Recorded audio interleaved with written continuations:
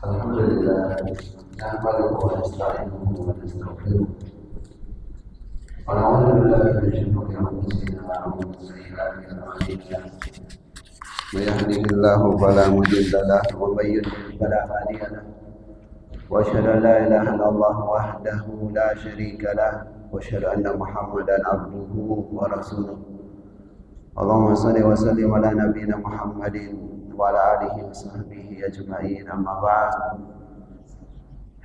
Kita memuji Allah Ta'ala atas nikmat hidayah yang terus Allah berikan kepada kita sekalian dan berbagai nikmat yang Allah karuniakan kepada kita sekalian.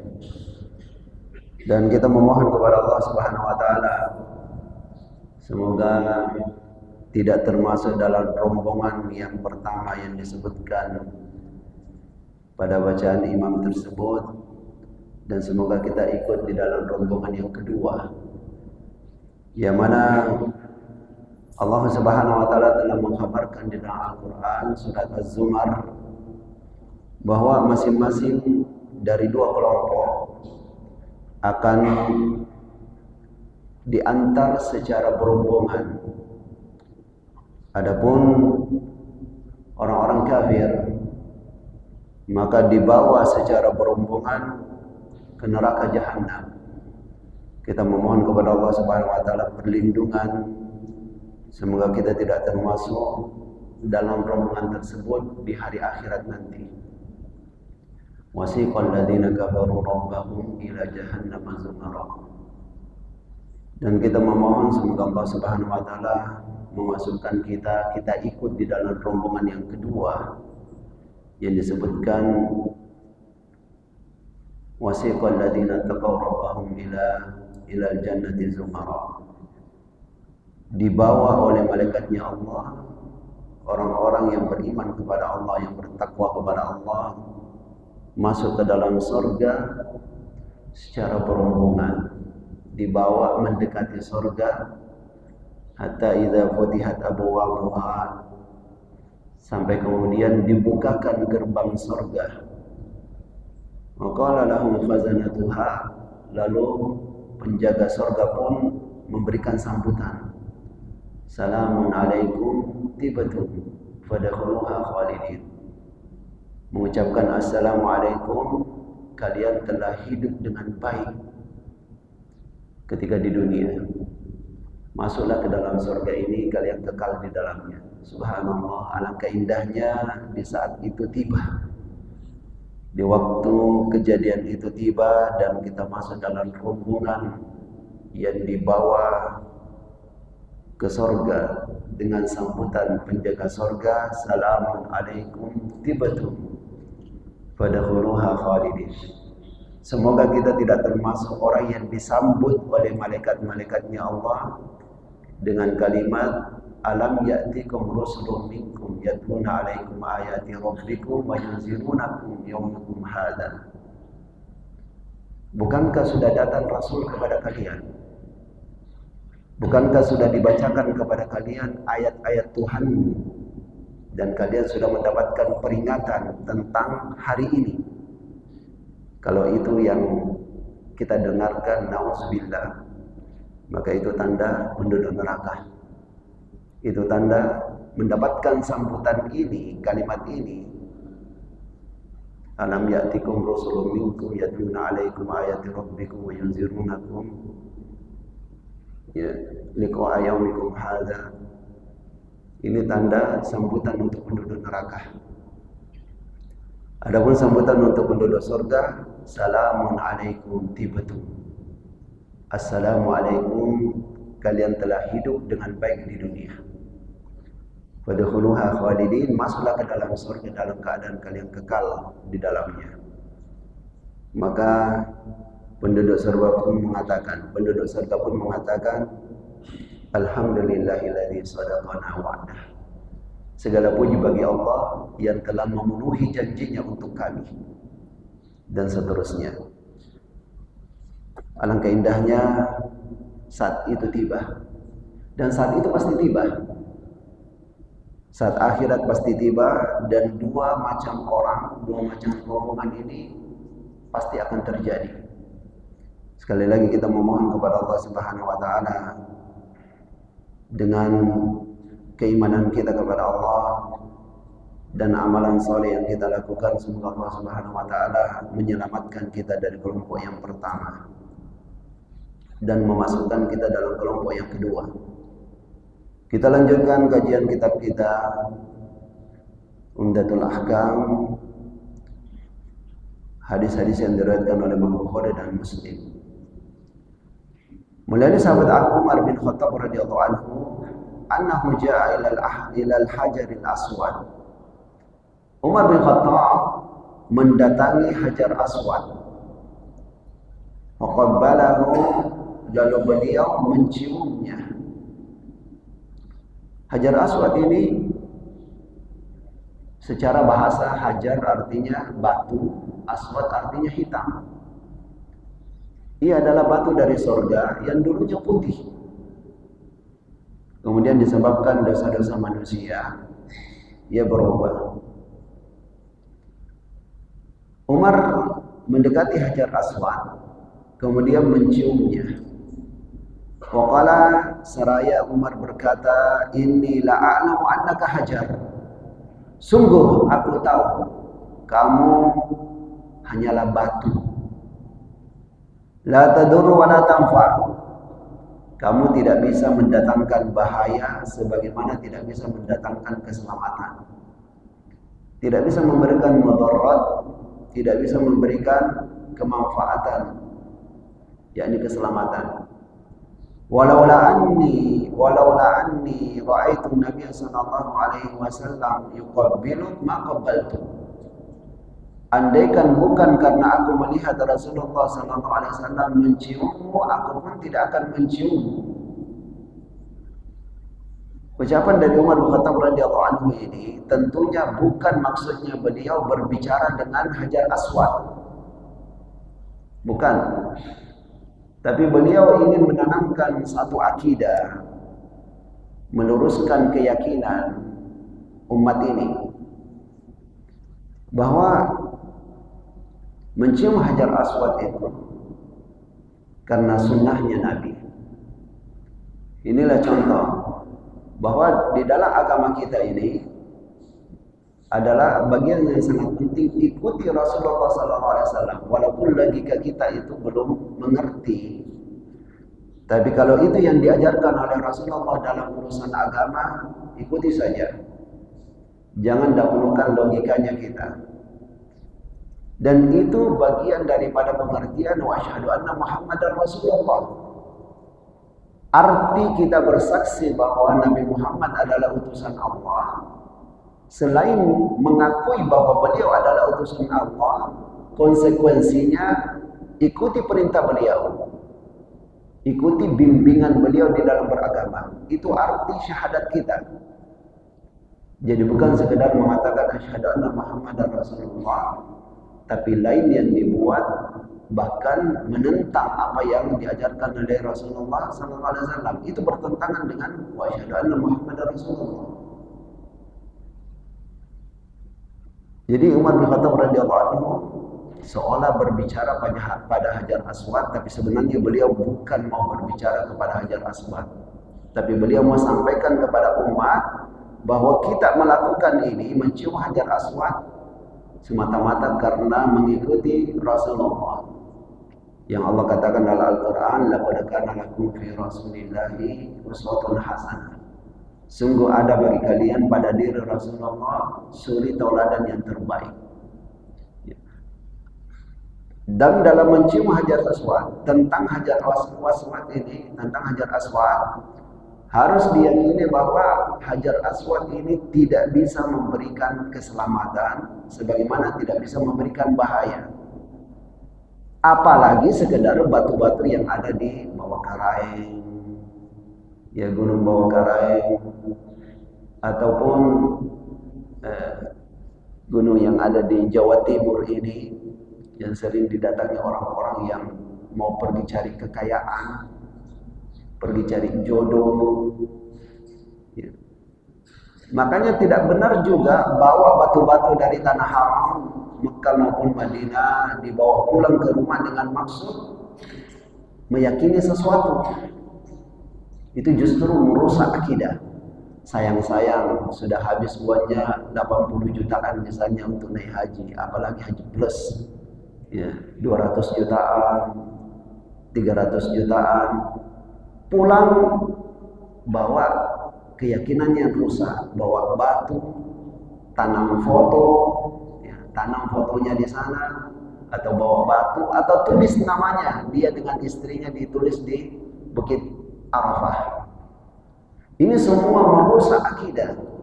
Bukannya dapat haji mabrur, justru rusak amalan-amalannya. Rusak amalan-amalannya. Tidak ada sama sekali Rasulullah ajarkan, bahkan tidak ada sama sekali ulama kita yang benar-benar ulama ya. Yang benar-benar ulama yang memang kemampuan ilmu agamanya tidak diragukan, kedalaman ilmunya tentang Quran, Sunnah Nabi. Tidak ada di antara mereka yang mengajarkan untuk tulis nama di padang Arafah, di temboknya biasa itu ya, yang diyakini sebagai pertemuannya Adam dan Hawa. Cerita itu tidak ada sumbernya yang kuat, bahwa di situ pertemuan Adam dan Hawa. Tidak ada kepastian, tidak ada cerita yang bisa dipertanggungjawabkan tentang itu. Sekalipun di situ pertemuan mereka itu tidak bisa dijadikan sebagai tempat untuk kita berkeyakinan siapa yang tulis namanya di situ maka akan kekal abadi cintanya sampai dengan mati, sampai berkumpul di sorga. Justru dikhawatirkan disebabkan itu runtuh amalan-amalannya. Rasulullah tidak pernah mengajarkan itu, para ulama tidak pernah mengajarkan itu. Termasuk juga menanam foto di tanah haram, misalnya dengan keyakinan supaya bisa mati di tanah haram. Itu juga tidak diajarkan oleh Rasulullah SAW. Para ulama tidak mengajarkan itu. Memang ini ya disebabkan kurangnya ilmu agama. Saya pribadi waktu bertugas, tugas resmi pengurus haji Kementerian Agama, dan saya juga diajak sama petugas-petugas Arab Saudi supaya ingatkan kepada jamaah. Bahasa mereka itu kok begitu banget, dan termasuk yang ya sangat rendah pemahaman agamanya ini dari India. Ketika saya ditugaskan untuk membantu mengingatkan, waktu itu sumur Zamzam masih bisa kita turun ke bawah, belum ditutup kaca saja di dindingnya, kita masih bisa melihat sumur Zamzamnya. Jamaah dari India diciumi kaca-kaca itu, diciumi, diolesi-olesi sama mereka, pipa-pipanya pun dicium-ciumi sama mereka, pipa-pipa air itu, air Zamzam diolesi-olesi. Salat menghadap sumur Zamzam, padahal Ka'bah bukan menghadap situ, salatnya menghadap sumur Zamzam. Datang jamaah-jamaah dari Indonesia, ikut-ikut juga, cium-ciumi juga kaca-kacanya, oleh-oleh juga. Diingatkan tidak mempan. Ya, saya sudah ingatkan itu tidak benar itu. Jangan ikut-ikutan yang begitu itu, tidak mempan. Ini menunjukkan memang ilmu agama yang masih kurang. Makanya dengan maksud itulah antisipasi seperti itu sejak lebih dari 1400 tahun yang lalu, Umar bin Khattab radhiyallahu anhu sudah sengaja memperdengarkan kepada umat Islam kalimatnya ini. Setelah beliau mencium Hajar Aswad, beliau mengatakan, "Inni la a'lamu annaka hajar, la tadurru wa la tanfa." Saya benar-benar tahu kamu hanyalah batu, tidak bisa memberikan bahaya, tidak bisa juga memberikan keselamatan. Ini jikalau didengarkan sama orang-orang yang tidak paham agama, mungkin dianggap sebagai penghinaan terhadap Hajar Aswad.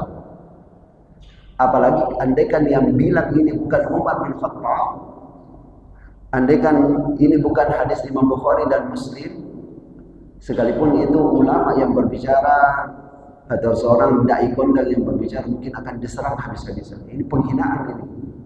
Penghinaan. Karena banyak yang meyakini jimat-jimat berbentuk batu-batu. Ya. Alhamdulillah Ka'bah ada di Saudi, Hajar Aswad ada di Saudi. Kalau ada di Indonesia mungkin sudah banyak hilang batu-batunya. Ya. Ya. Kain Ka'bah saja diguntingi dan pelakunya ternyata orang Sulawesi Selatan. Ya. Kiswah Ka'bah diguntingi, ya bikin heboh, bikin terkenal Sulawesi Selatan. Alhamdulillah, sekali lagi alhamdulillah, Ka'bah ada di tanah haram. Yang di situ ketat sekali persoalan anti terhadap jimat-jimat, ya. Sehingga terjaga. Bahkan di zaman Umar bin Khattab radhiyallahu anhu, sebagian pohon-pohon yang sempat menjadi sejarahnya Nabi pernah singgah di tempat tersebut dan orang-orang tahu Nabi pernah melakukan perjalanan, pernah singgah di tempat itu. Umar bin Khattab memerintahkan supaya tebang pohon itu. Apa maksudnya beliau perintahkan itu? Supaya tidak ada datang orang menyembah-nyembah. Nabi pernah sandar di sini, Nabi pernah duduk di bawah pohon ini. Lantas datanglah orang-orang bikin terpengaruh oleh cerita-cerita syaitan. Biasanya ini kan lewat syaitan. Sebenarnya pelakunya syaitan. Datang ke mimpinya orang-orang, menyamar sebagai wali siapa, ya, menyamar sebagai tokoh agama wali, lantas dia menyampaikan pesan, datanglah ke pohon ini. Kan begitu selalu awal ceritanya begitu. Begitu juga di berbagai tempat, pohon-pohon yang disembah, kuburan yang dianggap sebagai kuburan tua, kemudian diyakini sebagai patanah para sanana. Itu cerita-cerita itu muncul sebenarnya dari syaitan. Apakah dia datangi dukun yang memang syaitan itu nabinya setan, dukun itu nabinya setan. Kalau nabinya Allah, ya orang-orang yang soleh itu, nabinya Nabi Muhammad, Nabi Nuh, tokohnya orang soleh. Kalau nabinya setan, ya para dukun itu. Rasulnya setan, para dukun itu. Karena melalui mereka setan menyampaikan ajaran-ajarannya. Makanya kita dengar kalau selalu mereka hubungkan kesempatan bagi mereka kalau ada kebakaran, dukun pun menyampaikan ini gara-gara kalian ya tidak memberikan sedekah laut, misalnya gara-gara kalian sudah tidak datang lagi malam Jumat di kuburan, pergi di situ bawa ayam. Kami teringat dulu kami waktu masih alia, ya kelas SMA, di samping pondok itu ada balak-balak ya. Rumah-rumah di situ yang setiap malam Jumat nyala lilin, ada di situ ayam bakar. Teman-teman biasa itu setiap malam Jumat sembunyi-sembunyi masuk situ, pergi makan ayam. Sekalipun sebenarnya tidak boleh kita makan ayam sesajian. Hukumnya haram memakan ayam sesajian, tapi begitulah anak-anak. Waktu itu kami masih anak-anak, saya tidak ikut, saya cuma lihati saja dari jauh apa yang mereka buat. Setelah ternyata mereka cerita pergi makan ayam. Setiap malam Jumat ada sesajian. Nah, jadi ucapan Umar bin Khattab radhiyallahu anhu ini memberikan keyakinan kepada kita, batu-batu itu, sedangkan Hajar Aswad tidak boleh kita yakini bisa memberikan keselamatan, bisa memberikan bahaya. Apalagi sekedar batu-batu yang sering dijadikan jimat-jimat oleh orang-orang.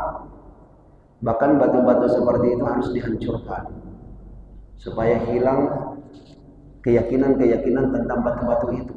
Semua benda-benda yang kita yakini bisa memuliakan kita, hancurkan benda-benda itu.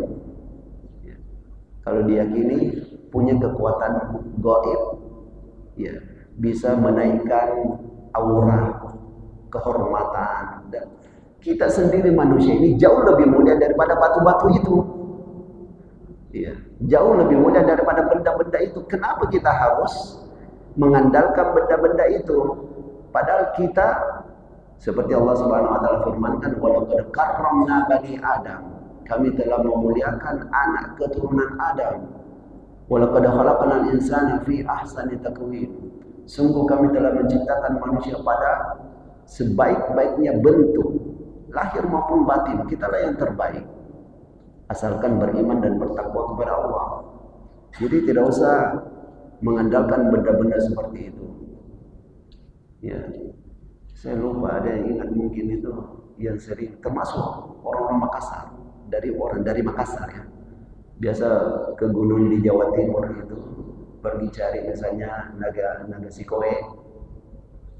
Gunung apa itu? Ya, ya Gunung Kawi.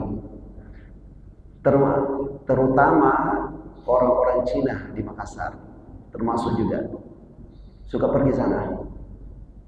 Dan kita tahu sudah disebarkan, sudah rahasia umum, sampai termasuk wahyu dari syaitan kepada mereka. Cara untuk cepat kaya, yang datang di situ masing-masing melakukan hubungan dengan yang bukan pasangannya. Disuruh berzina. Cari di situ yang bukan istrimu, yang bukan suamimu, lakukan hubungan, itu syarat supaya cepat kaya. Dari situ sendiri kita sudah tahu ini wahyu dari syaitan, bukan dari Allah. Memang kita tetap disunahkan untuk mencium hajar aswad. Kita mencium hajar aswad semata-mata karena mengikuti sunnah Nabi Sallallahu Alaihi Wasallam. Sunnah Nabi Sallallahu Alaihi Wasallam. Apa hikmah dan pasti ada kelebihannya, pasti mengenai kelebihannya itu pasti ada. Apa hikmah di balik itu pasti ada. Namun kita belum ada keterangan dari Rasulullah Sallallahu Alaihi Wasallam apa hikmah di balik hal tersebut. Ya, kita amalkan saja. Dan dari Abdullah bin Abbas radhiyallahu anhu, beliau katakan, qadima Rasulullah sallallahu alaihi wasallam wa ashabuhu Makkah. Datang Rasulullah sallallahu alaihi wasallam dan para sahabatnya ke Makkah. Maka komentarlah kaum musyrikin, innahu yaqdamu alaikum qaumun qad wahanatuhum umma Yathrib. Telah datang kepada kalian, ya, mengejek sesamanya kaum musyrikin, berbicara dan sengaja mereka perdengarkan kepada Rasulullah dan para sahabat yang datang mau tawaf di Ka'bah. Sesama kaum musyrikin pada bisik-bisik keras, ya bisik-bisik tapi keras, mengatakan orang-orang ini sudah datang dari Madinah, dulu namanya Yathrib. Madinah itu disebut Yathrib, biasa juga disebut dengan Tiba, tempat yang bagus. Telah datang dari kalian orang-orang dari Yathrib membawa demamnya Yathrib, membawa penyakitnya Yathrib. Maka ketika Nabi SAW mendengarkan komentarnya orang-orang musyrikin Mekah itu, fa'amarahum Nabi sallallahu alaihi wasallam an yarmudu al-ashwat as-salasa. Maka Nabi sallallahu alaihi wasallam memerintahkan para sahabat untuk berjalan cepat tawaf di 3 putaran pertama. Apa maksudnya Nabi sallallahu alaihi wasallam ini menyuruh para sahabat untuk berjalan cepat pada 3 putaran pertama?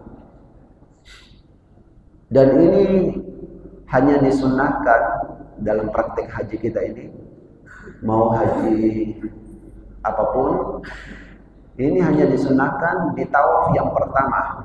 Maksud saya ini tawaf pertama kali tiba di Mekah. Untuk 3 putaran pertama disunnahkan untuk berjalan cepat. Disunahkan untuk berjalan cepat. Sedangkan sisanya 4 putaran berjalan biasa saja. Ya tentunya kita sama-sama tahu, pertama kali kita datang ke Mekah, masuk ke Masjidil Haram itu disunahkan untuk buka lengan kanan. Jadi kain ihramnya kita itu kita lilitkan ke bawah ketiak, di tangan kanan, jadi terbuka tangan kanan. Ini hanya disunnahkan di tawaf pertama kali datang. 7 kali putaran, 3 putaran pertama dengan berjalan cepat, sedangkan 4 putaran sisanya berjalan biasa. Nah, para ulama berbeda pendapat tentang disunnahkannya berjalan cepat pada 3 putaran pertama. Kenapa mereka berbeda pendapat? Apakah Nabi dan para sahabatnya tidak melakukan? Nabi dan para sahabatnya melakukan. Tapi ada sebabnya. Ada sebabnya. Ini bagi pendapat yang mengatakan tidak disunnahkan berjalan cepat walaupun di 3 putaran pertama. Mereka beralasan hadis ini kan ada penjelasannya seperti ini yang sudah kita dengarkan. Nabi suruh para sahabat berjalan cepat karena dikomentari oleh orang-orang musyrikin Mekah bahwa orang-orang muslim ini, sahabatnya Muhammad ini, datang tawaf dalam keadaan membawa penyakit dari Madinah. Nah, karena ada komentar kaum musyrikin seperti ini, maka Rasulullah SAW ingin memperlihatkan kepada mereka, kepada kaum musyrikin, bahwa kami kuat, kami tidak selemah yang kalian sangka. Maka Rasulullah perintahkan berjalan cepat, berjalan cepat di 3 putaran pertama. Nah, ini atas alasan itu pendapat ini mengatakan ini tidak disunnahkan karena ada sebabnya Nabi menyuruh untuk berjalan cepat. Tapi mayoritas ulama mengatakan ini tetap berlaku. Sekalipun di sekitar Ka'bah, di tanah haram sudah tidak ada lagi kaum musyrikin, tidak akan ada lagi komentar negatif dari mereka bahwa orang-orang ini datang dari Indonesia bawa penyakit misalnya, datang dari Thailand bawa penyakit misalnya. Sudah tidak ada komentar seperti itu. Tetapi tetap disunahkan untuk tawaf berjalan cepat di 3 putaran pertama. Itu jumhur ulama, mayoritas ulama mengatakan seperti itu. Saya lanjutkan dulu hadis ini. Wa an yamshu ma baina ruknain. Namun dalam praktek 3 kali putaran berjalan cepat, begitu tiba di rukun Yamani sampai di rukun Hajar Aswad, di situ tetap berjalan biasa saja. Walaupun di 3 putaran pertama, jadi kita tahu misalnya ini ya, misalnya ini Ka'bah di sini, Hajar Aswad di sini, sedangkan di sini rukun Yamani ya, mutarnya kan begini. Di sini berjalan cepat, begitu sampai di rukun Yamani jalan biasa saja. Sampai di Hajar Aswad berjalan cepat lagi. Berjalan cepat ya bukan berlari, tapi berjalan cepat, bukan berlari. Sampai di sini lagi berjalan biasa lagi. Sampai di sini cepat lagi. Sampai di Hajar Rukun Yamani berjalan biasa lagi. Lalu setelah 3 putaran maka berjalan biasa di putaran yang sisa. 4 putaran yang sisa berjalan biasa. Nah,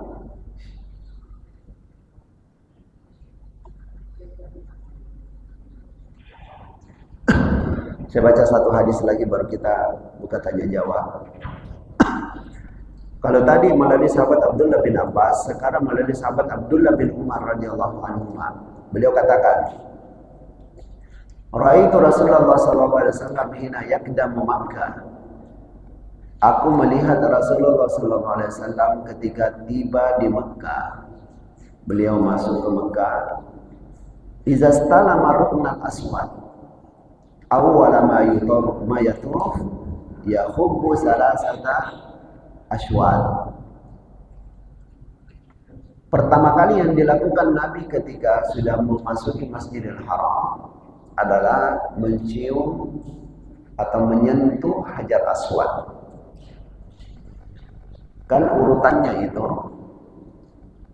selama bisa mencium Hajar Aswad, dicium.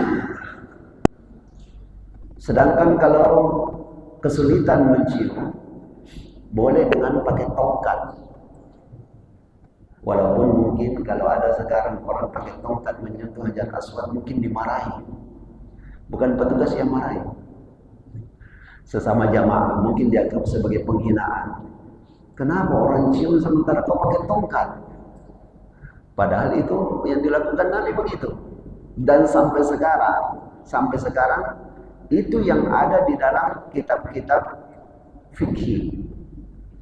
Ketika tidak bisa kita cium Hajar Aswad, maka kalau kita pegang tongkat, disentuhkan saja pakai tongkat.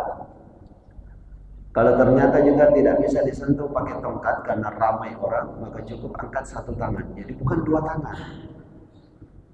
Ya, biasa apalagi Bismillahirrahmanirrahim. Bismillah. 3 kali diulang kali sampai dicium-cium, baru dicium tangannya. Ya kelihatannya sih mantap. Ya kelihatannya mantap. Tapi begini, ibadah itu kan ya janganlah dibikin-bikin, jangan sesuai dengan perasaan.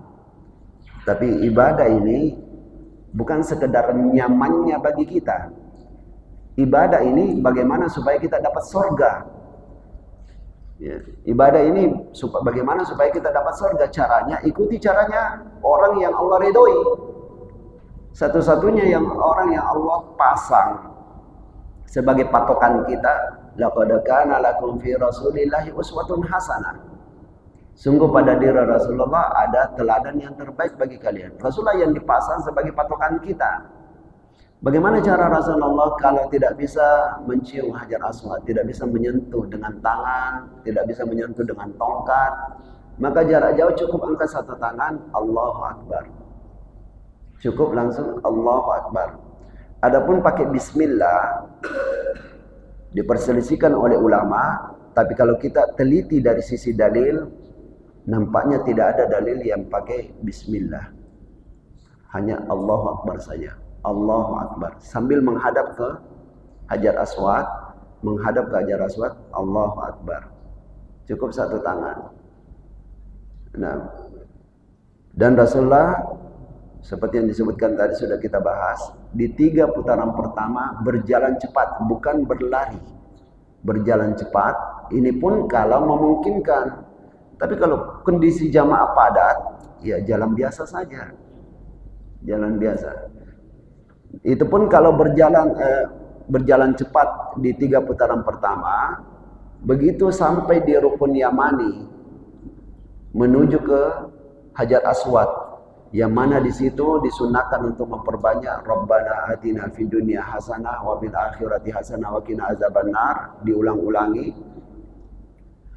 Di Rukun Yamani disunahkan untuk menyentuh. Rukun Yamani disunahkan untuk menyentuh juga Rukun Yamani. Sedangkan kalau tidak bisa menyentuh, tidak usah angkat tangan.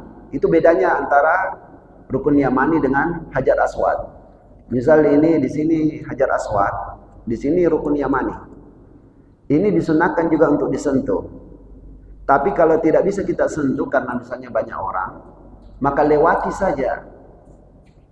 Masih sebagian jamaah, alhamdulillah tidak banyak. Alhamdulillah tidak banyak. Tapi masih ada jamaah-jamaah itu yang lewat di sini angkat tangan juga. Angkat tangan juga. 2 tangan. Bismillahirrahmanirrahim. Padahal tidak usah angkat tangan di situ. Lewati saja kalau tidak bisa sentuh. Beda dengan di Hajar Aswad. Di Rukun Hajar Aswad kalau tidak bisa disentuh, barulah kita angkat tangan. Allahu Akbar. Ya, ini dulu yang sempat kita baca. Sebelum kita lanjutkan, tafadhol kalau ada yang mau diperjelas. Ya, silakan Pak.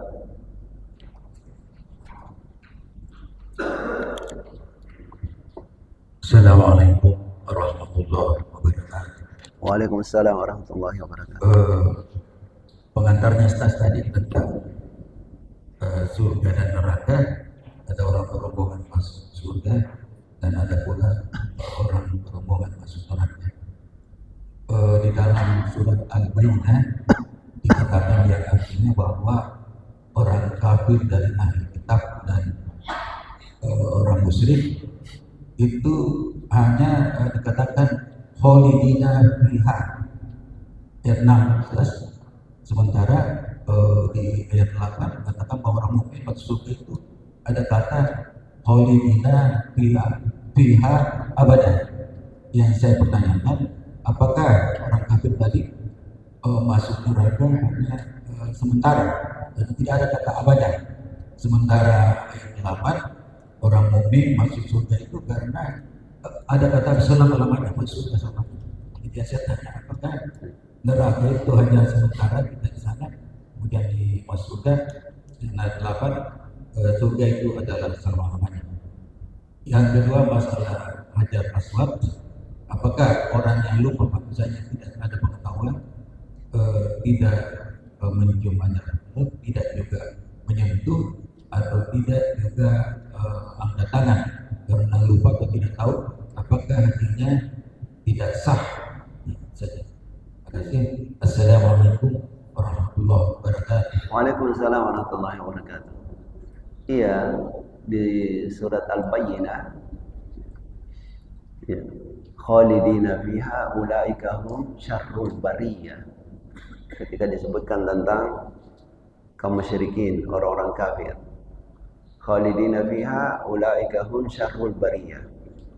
Mereka, kata khalidina fiha sendiri sudah berarti kekal. Sedangkan abada itu sekedar penguat, kekal abadi. Ia sekedar penguat arti. Khalidina fiha sendiri itu sudah berarti kekal. Sudah berarti kekal. Jadi abada itu sekedar sebagai penguat arti. Apalagi kan di dalam metode, di dalam memahami ilmu agama ini, bukan kita berpegang kepada satu dalil saja, tapi kita kumpulkan dalil-dalil. Ya, kita kumpulkan ayat-ayat, kita kumpulkan hadis-hadis, baru bisa kita keluarkan kesimpulan. Ya. 3 ya, kita kumpulkan ayat-ayat, hadis-hadis, dan penjelasan salafun as-saleh, para ulama sahabat. Baru bisa kita keluarkan kesimpulan. Nah, walaupun di surat Al-Bayyinah sekedar disebutkan khalidina fiha tanpa abada, tapi di ayat-ayat yang lain melimpah. Ayat-ayat yang menyebutkan tentang penduduk neraka itu khalidina fiha abada. Sehingga menyatukan, memadukan dalil-dalil ini sudah jelas. Tetap abada. Ada tambahan abada di ayat-ayat yang lain. Tapi sekalipun andaikan pun tidak ada kata abada, khalidina fiha itu sendiri sudah berarti kekal. Sudah berarti kekal. Ya. Kemudian yang kedua, misal seseorang itu dia tawaf, tidak cium hajar aswad, dia juga tidak pegang. Sekali lagi ya, ucapan Umar bin Khattab sudah kita dengarkan dan itu benar. Itu suatu kebenaran. Tetap kita percaya ada kelebihannya, tapi kita tidak tahu apa.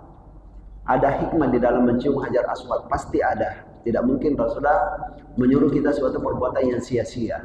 Pasti ada manfaatnya di situ. Ya, tapi tidak berarti hajar aswad itu bisa membawa ya keselamatan. Kita harus beriman dan beramal sendiri untuk selamat. Ya, bisa memberikan tiba-tiba kekayaan, tiba-tiba ada turun dari langit, atau tiba-tiba ada di bawah bantal. Ya. Tentunya bukan demikian. Misalnya kita tidak bisa cium, tidak bisa sentuh, lupa angkat tangan. Bagaimana haji kita? Jawabannya, ini hukumnya sekedar sunnah. Ini hukumnya tidak wajib. Tidak ada pengaruhnya untuk keabsahan. Untuk sahnya haji, untuk sahnya umrah, tidak ada hubungannya dengan masalah angkat tangan pada hajar aswad ini. Karena hukumnya sekedar sunnah. Ya. Dan juga tidak ada dam, ya. Misalnya karena lupa, atau bahkan sengaja tidak melakukan, tidak ada dam atas pelanggaran tersebut. Ya. Allahu a'lam. Ya, sekali lagi. Silakan Pak. Assalamualaikum warahmatullahi wabarakatuh. Waalaikumsalam. Yang saya hormati Bapak Ustaz, yang saya hormati pada semua jamaah yang hadir pada pagi hari ini. Semalam saya mendengar salah satu berita. Di tahun 2025 ini adalah orang menaik haji adalah haji akbar. Maka beruntunglah orang-orang yang naik haji pada tahun ini. Kenapa? Karena bertepatan dengan hari Arafah dan wukuf Arafah yang bertepatan pada hari Jumat. Di situ dikatakan bahwa apabila orang yang naik pada tahun ini sama pahalanya 70 kali naik di tanah suci. Itu yang saya dengar. Yang menjadi pertanyaan di sini kepada Jaksa Norma Pak Ustaz, apakah ada dalilnya atau ada hadisnya atau ada ayatnya? Demikian pertanyaan itu. Wabillahi taufiq wal hidayah. Wassalamualaikum warahmatullahi wabarakatuh. Waalaikumsalam warahmatullahi wabarakatuh. Ya, memang tersebar sekali di tentang tahun ini Haji Akbar, disebabkan wukufnya nanti 9 Zulhijjah, wukuf di Arafah itu bertepatan dengan hari Jumat. Ya. Tentang masalah itu ada yang memahami demikian, ada yang memahami demikian. Ya. Kebetulan saya ini bukan pengurus travel, bukan juga pemasar agen, jadi saya bisa berbicara apa adanya. Kalau bicaranya tulus ya, tidak ada tendensi apa-apa, ya kita hormati. Kalau misalnya berpendapat, ini Haji Akbar, kesempatan ini dapat pahala. Tapi kalau ternyata sekedar pemasaran, iklan, ya lain sudah ini. Lain. Betul, ada yang menyebutkan itu Haji Akbar. Tapi coba kita telusuri, sejak kapan ada muncul istilah Haji Akbar itu? Kapan mulai munculnya? Apakah di zaman Nabi ada istilah Haji Akbar? Di kitab-kitab para ulama kita itu, Imam Nawawi, ini yang bermazhab Syafi'i ya, Nawawi dan lain-lain, adakah istilah seperti itu? Ternyata tidak ada. Dan nampaknya lebih kuat, semua haji itu Haji Akbar. Ya, semua haji itu Haji Akbar. Semua haji itu besar sekali pahalanya, kapanpun. Mau wukufnya bertepatan dengan Jumat, mau wukufnya bukan di hari Jumat, semua haji itu besar sekali pahalanya. Semua haji memang akbar.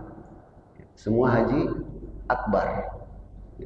Dan semua haji itu besar sekali pahalanya. Tidak harus menunggu pas bertepatan Jumat. Apalagi dikatakan bahwa sama dengan 70 kali. Di mana sumbernya itu? Dari mana? Ya. Itu kita cuma ingatkan bagi pengurus-pengurus travel itu, ya kalau sampai niatnya ini sekedar untuk memasarkan supaya dapat jamaah dan keuntungan, hati-hati. Ya, dalam urusan agama itu jangan kita bikin-bikin. Ya. Tidak, setahu saya itu tidak ada, dan saya sudah telusuri keterangan para ulama, tidak ada yang mengatakan dan kita tidak ada dapatkan dalil sama dengan 70 kali berhaji. Ya, dari mana itu? Wallahu a'lam, itu kami tidak tahu itu di mana dalilnya. Ya. Jadi dalam hal-hal seperti ini, yang mengatakan seperti itu yang harus tampilkan dalil. Bukan kami yang tidak mengatakan, harus carikan dalil. Ya, yang mengatakan seperti itu yang harus tampilkan dalil.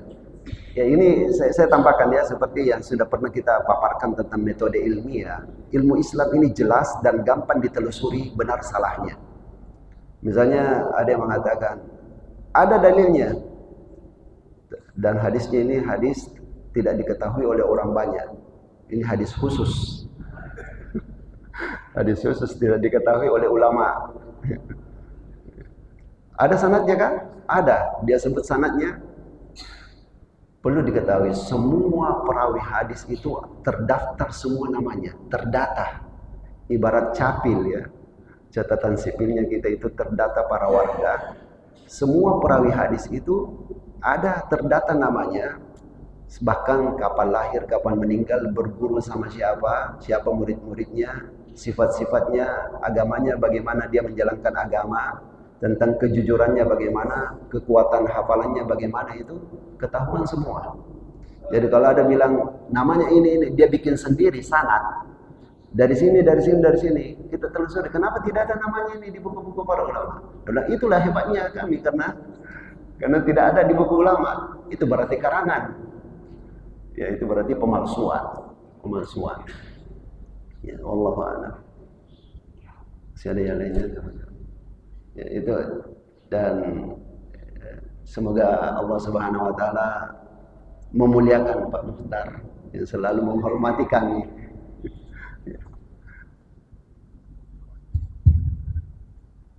Masih ada yang lainnya? Yes. Bismillahirrahmanirrahim. Assalamualaikum warahmatullahi wabarakatuh. Waalaikumsalam warahmatullahi wabarakatuh. Iya, Ustaz. Bicara tadi tentang Hajaratul Aswad, rupanya memang ada beberapa ulama yang mengajarkan kepada calon jemaahnya itu terkait dengan kemuliaan mencium Hajarul Aswad.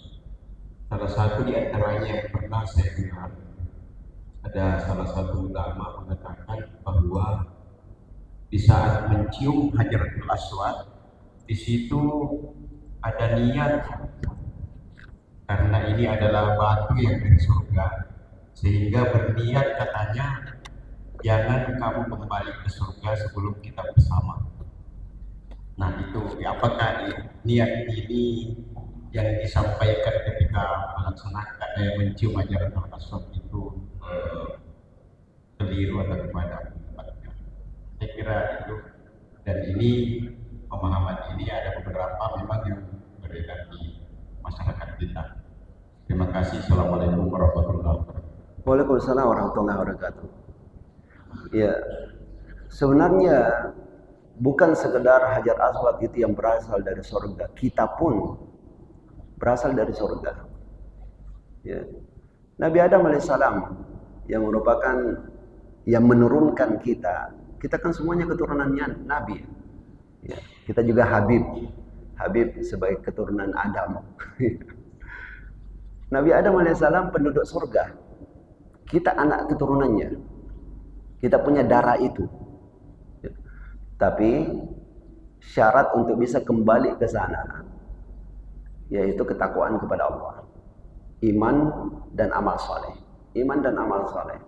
Jadi itu saja yang Allah Subhanahu wa taala syaratkan kepada kita untuk bisa kembali pulang kampung adalah beriman dan beramal saleh.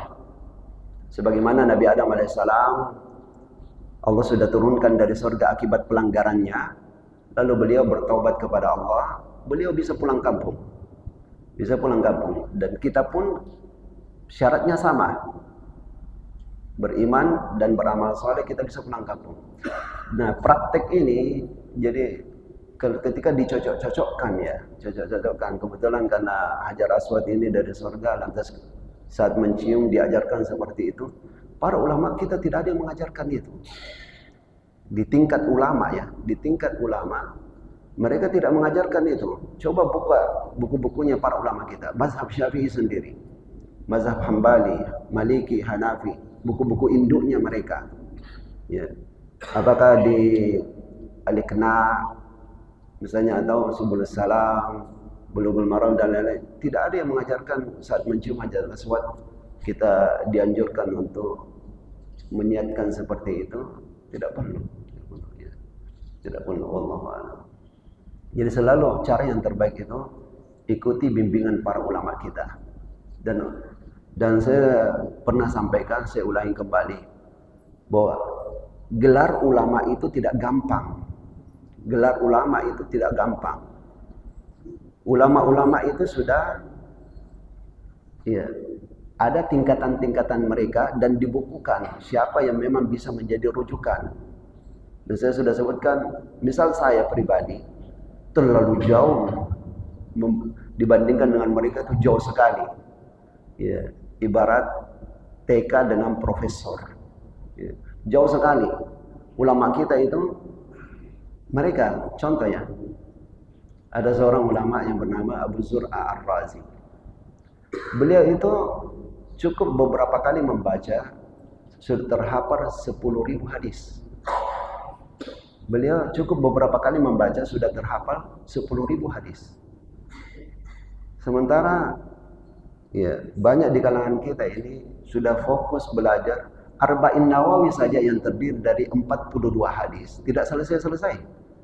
Padahal sudah setahun, 2 tahun di pondok, ya, setahun, 2 tahun di pondok, 3 tahun di pondok, belum selesai 42 hadis. Beliau Abu Zur'a Ar-Razi cukup beberapa kali bacaan itu sudah hafal 10.000 hadis. Di masa mudanya beliau sudah dikomentari oleh gurunya Ahmad bin Hanbal, Imam Ahmad bin Hanbal, murid dari Imam Syafi'i, bahwa Abu Zur'a ini karena muridnya masih muda sudah menghafal 700.000 hadis. 700.000 hadis. Jadi jangan gampang-gampang kita gelari orang ulama, sedikit-sedikit itu ulama, sedikit gara-gara pandai bicara, tampil di TV atau banyak subscribernya di YouTube, ulama. Bukan begitu. Ulama itu tidak diukur dengan keterkenalan, penampilan, pandai bicara, bukan, tapi ilmunya. Hafalan Quran 30 juz itu gampang sekali di tingkat para ulama kita, itu masuk dalam syarat dasar saja. Hafalan 30 juz itu sekedar hafal syarat dasar saja itu. Karena bagi mereka itu gampang. Ya. Yang disebut hafiz oleh para ulama kita itu, yang hafalan hadisnya, Qurannya jelas sudah masuk 30 juz. Qurannya itu, hadisnya harus ratusan ribu baru masuk dalam golongan hafiz. Ratusan ribu. Kalau cuma 10.000, 20.000 hadis itu belum. Kalau istilah kita hafiz kan, sedikit-sedikit hafiz, sedikit-sedikit hafiz. Bahkan muncul sekarang ini juga istilah hafiz. Oh, sudah hafiz ya? Iya, hafiz 5 juz. Oh, ada juga hafiz 5 juz. Dulu masih mending kalau dikatakan hafiz, pasti itu yang 30 juz baru digelari hafiz. Sekarang ada juga hafiz 5 juz, hafiz 3 juz. Ya, jadi kita harus ya bedakanlah istilah-istilah ya.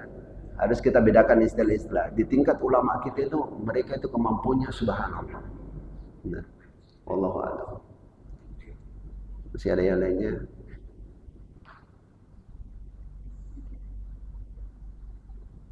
Saya lanjutkan dulu membaca ini sambil beberapa menit lagi nih, 11 menit. Melalui sahabat Abdullah bin Abbas radhiyallahu anhuma, beliau katakan, "Tafan Nabi sallallahu alaihi wasallam fi hajjatil wada ala ba'irin yastalimu rukna bimihjan." Nabi sallallahu alaihi wasallam melakukan tawaf. Pernah beliau melakukan tawaf di haji wadanya, yaitu dengan mengendarai unta.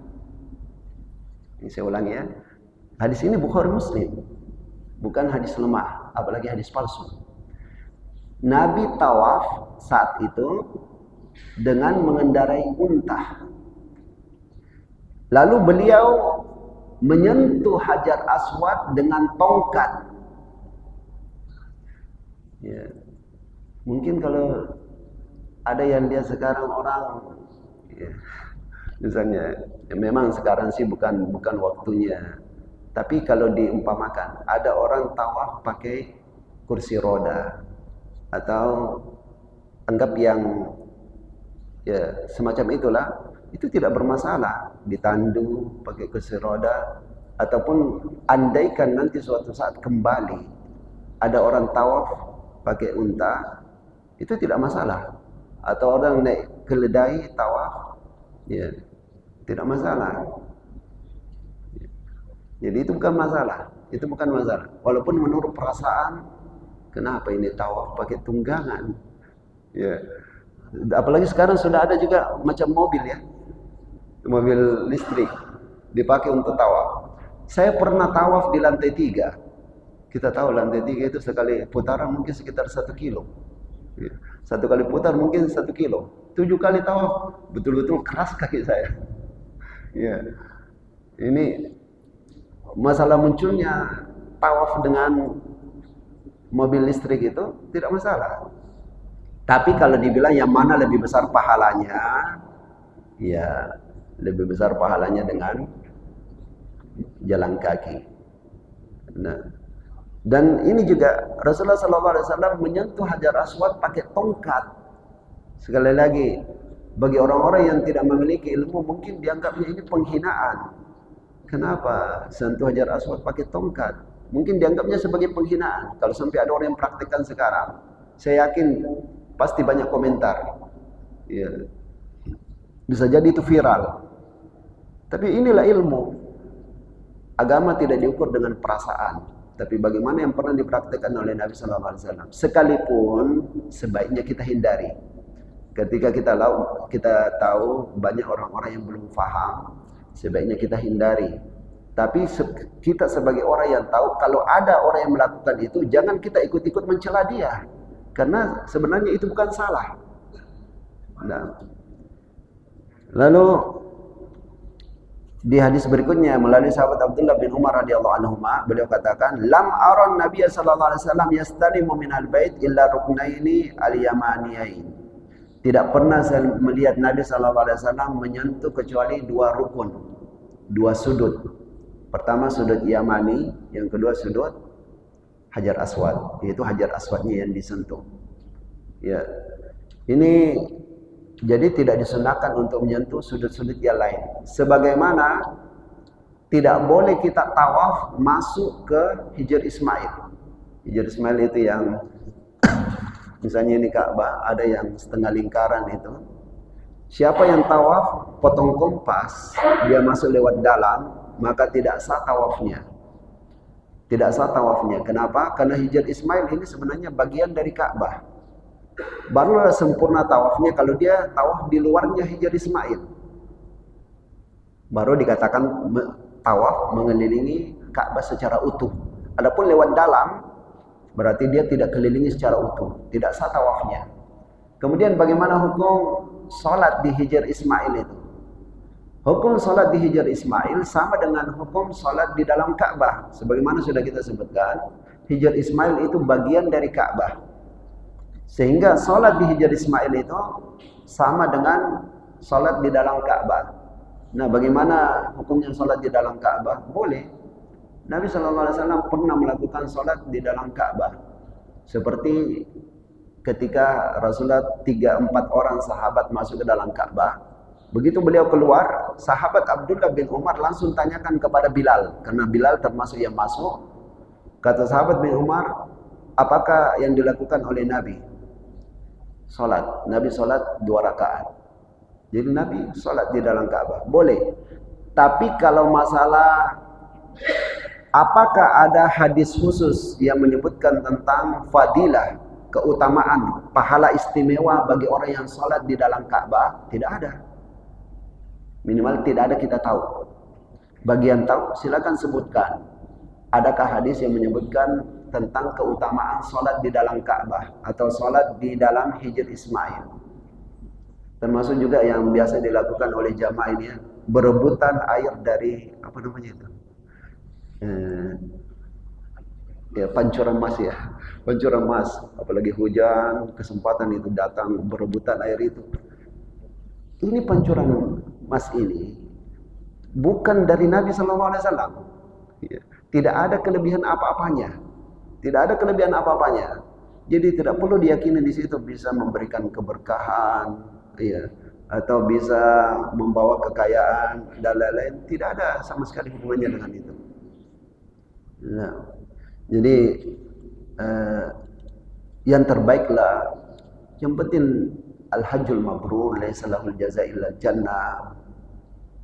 Haji yang mabrur, balasan yang layak baginya hanyalah surga. Itulah yang kita cari. Jangan bikin tambahan-tambahan sendirilah. Ya. Juga tabi'u bainal haji wal umrah.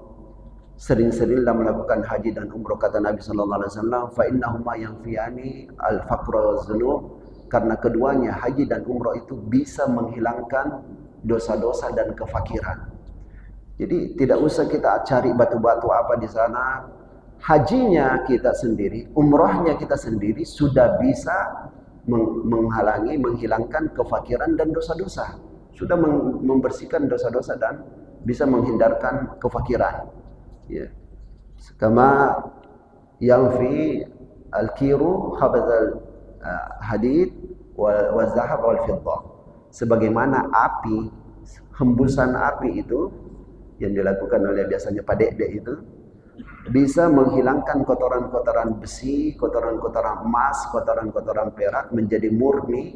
Begitu pula lah haji dan umroh bisa menghilangkan dosa-dosa, bisa menghilangkan kefakiran seperti ini bisa menghilangkan kotoran tadi. Cukuplah itu. Ya, jangan mencari benda-benda yang lain. Ya, wallahu a'lam. Mungkin ini yang sempat kita kaji. Sebelum kita tutup mungkin ada satu pertanyaan terakhir. Ya, benar. Ini mengenai doa pada saat doa atau yang dibaca pada saat atau saat yang dibaca pada saat atau yang bebas. Ya. Mengenai doa yang dibaca pada tawaf dan sa'i. Kalau secara khusus yang ada dalilnya yang jelas hanya ketika kita tawaf tiba di rukun Yamani, ya, rukun disebutlah itu sudut Yamani dengan Hajar Aswad. Di sini baru ada dalil yang jelas doa yang dibaca, Rabbana atina fid dunya hasanah wa fil akhirati hasanah wa qina azabannar. Ini diulang-ulangi. Alhamdulillah itu tertera juga di buku yang diterbitkan oleh Kementerian Agama. Cuma untuk yang lain-lainnya itu tidak ada doa khusus. Sebenarnya tidak ada doa khusus. Adapun yang disediakan oleh Kementerian Agama, anggaplah itu sekedar membantu. Membantu karena masih banyak jamaah ini tidak tahu berdoa. Apa yang dia mau minta. Sebenarnya bisa dipakai bahasa Indonesia, pakai bahasa Makassar. Tapi mungkin siapa tahu salah minta. Ya, jangan sampai mintanya itu minta-minta ya yang jadi anggaplah ini membantu saja, membantu. Nah, dan juga biasanya ini jamaah manfaatkan doa-doa yang ada di buku yang diterbitkan Kementerian Agama itu supaya tahu putaran keberapa ini. Kan ada tulisannya itu, doa putaran pertama, doa putaran kedua. Sebenarnya tidak ada harus putaran pertama doanya ini, putaran kedua ini. Tapi anggaplah itu sekedar mempermudah saja jamaah. Begitu juga sa'i. Ya, kita disuruh berdoa dengan ada bacaan-bacaan tertentu, misalnya inna safa wal marwata dan seterusnya itu. Kemudian doa-doa khusus menghadap Ka'bah, doa secara khusus. Ya lainnya itu perjalanan sa'i, kita tinggal memperbanyak apakah tasbih, istighfar, salawat, tidak ada yang tertentu. Sebenarnya tidak ada tertentu. Ya. Bagi kita yang faham bisa berdoa atau punya hafalan Quran, tahu banyak zikir, sebenarnya bebas saja. Saat tawaf itu tidak ada yang tertentu. Ya. Ini itu. Sedikit mengenai bertawasul dengan air Zam-Zam atau dengan Hajaratul Aswad tadi, sebenarnya bukan tawassul ya. Ini masalah minum air Zam-Zam lantas kita berdoa kepada Allah. Ya. Zam-Zam lima syuribalah. Zam-Zam itu disesuaikan dengan niat ketika meminumnya. Ya. Jadi tidak apa-apa dengan kita sambil berdoa terlebih dahulu, ya Allah berikanlah tambahan iman misalnya atau apa yang kita minta lantas minum air Zam-Zam, itu tidak apa-apa. Bahkan itu hal yang bagus. Itu hal yang bagus. Dan memang Nabi sallallahu alaihi wasallam yang mengajarkan itu. Nabi sallallahu alaihi wasallam yang mengajarkan itu. Kita meniatkan sesuatu untuk minum Zam-Zam tersebut. Tambahan iman, kekuatan beramal soleh. Tapi kalau misalnya Ya Allah, dengan minum zam-zam ini mudahkan aku dapat jodoh. Wallahu a'lam. Apakah ada hubungannya antara minum zam-zam dengan dapat jodoh? Wallahu a'lam. Wallahu a'lam. Saya tidak bilang itu pasti salah, tapi nampaknya wallahu a'lam apa hubungannya. Tapi kalau masalah kesehatan, menguatkan keimanan, memberikan power di dalam amal soleh, itu jelas bisa. Ya, memberikan kesembuhan penyakit itu bisa. Nah, ini akhir yang kita sampaikan. Semoga Allah Subhanahu wa taala memberkahi pertemuan kita dan selalu kita memohon kepada Allah Subhanahu wa taala sebagaimana Allah kumpulkan kita di rumahnya ini dalam rangka membaca hadis-hadis Nabi-Nya sallallahu alaihi wasallam. Semoga Allah Subhanahu wa taala mengumpulkan kita di surga Firdaus nanti bersama pemilik hadis-hadis ini yaitu Rasulullah Muhammad sallallahu alaihi wasallam. Jazakumullah khairan atas perhatiannya dan mohon maaf atas segala kekurangan. Assalamualaikum warahmatullahi wabarakatuh.